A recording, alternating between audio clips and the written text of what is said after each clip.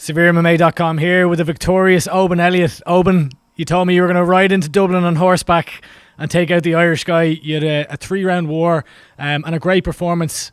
Do you think you'll be fighting for a title next? Yes. Look, coming into this fight, it was two prospects going head to head. Really, really top level guys.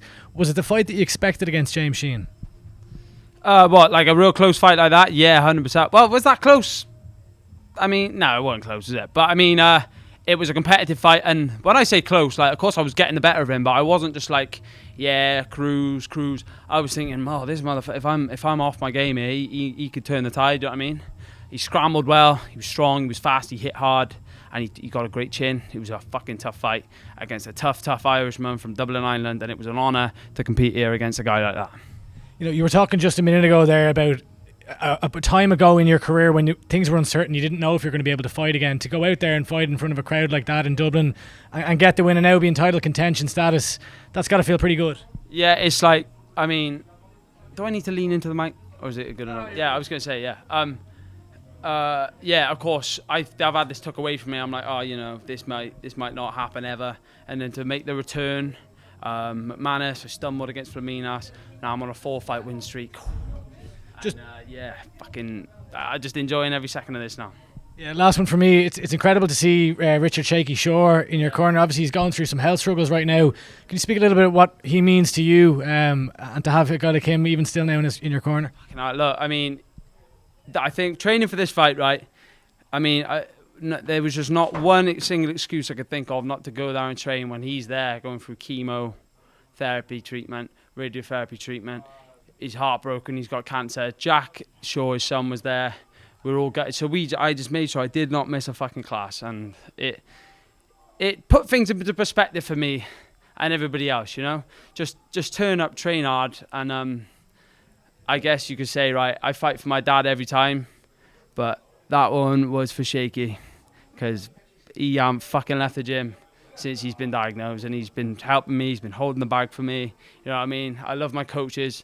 I've lost my father. They're like I could cry, right? Fuck, I might cry. Shit. They're like two father figures to me, you know? Yeah,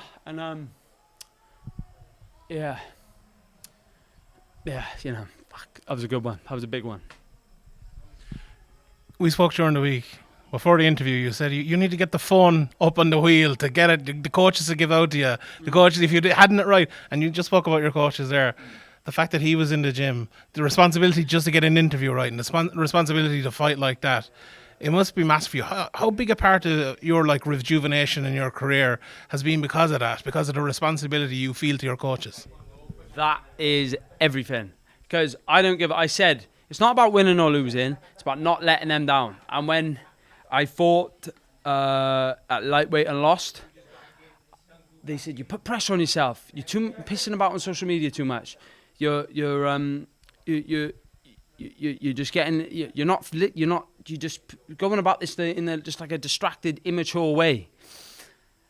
And I went about and I took that on board. And then I said, right, okay, the social media, I never tried putting pressure on myself. I didn't realize I was doing it. And then when I come away with that Flaminas loss, I went rushing, hunting, wasn't listening.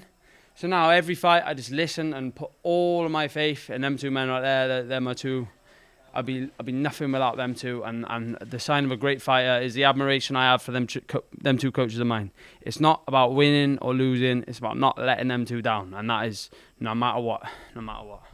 Could you feel that freedom walking to the cage today? It felt like it, because like we spoke about it, and you were like, well, it doesn't matter when that's the ultimate freedom, isn't it, for a fighter to not care about winning or losing? Yeah, because I'm not thinking about winning or losing. I'm thinking about performing, because if I perform, I am impossible to beat. So that's why I just don't think about winning. I used to go in and think about win because I can't get to the UFC, because I got to get the money so I can give up my job and stop being skint.